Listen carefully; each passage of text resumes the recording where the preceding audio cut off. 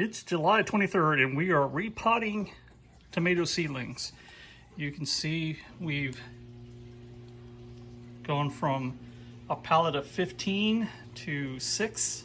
That way they'll have a lot more room, get more light.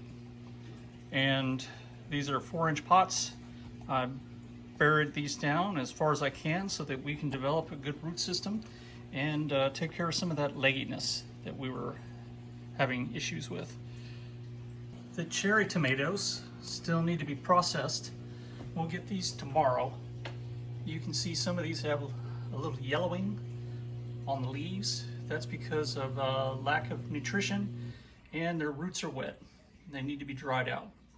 And potting these will take care of both of those issues.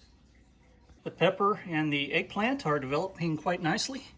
You can see that explosion of leaves that I expected for week 4. Yes, those are looking great. And I moved some of the Oregon Spring down here to the bottom shelf of light stand number 2.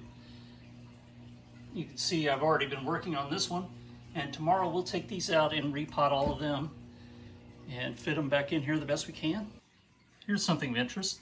This is the tray that I threw out because the jalapeno seeds hadn't germinated after 3 weeks. Well, I drained these of their water, I put them outside, and within 3 days, I had 9 seedlings start germinating.